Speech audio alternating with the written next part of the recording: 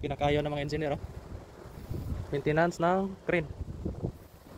Maintenance to pag ganito na klase na barko, may crane. Kailangan mo i-check isa-isa yung level ng oil. Akitin mo yan hanggang doon sa number 4. Ito mababa pa to hanggang pataas ng pataas. So dito tayo una mag-check sa number 1. Akitin natin yan sa taas,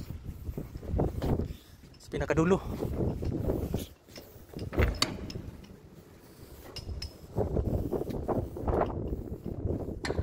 Isa sa pinaka-aayawan ng mga engineer.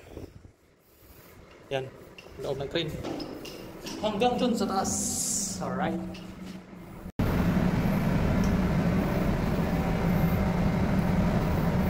Ito yan, sinicheck namin level ng oil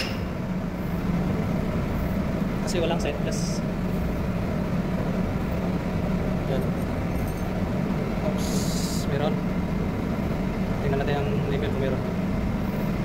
Yan. Oops, marami. Pwede.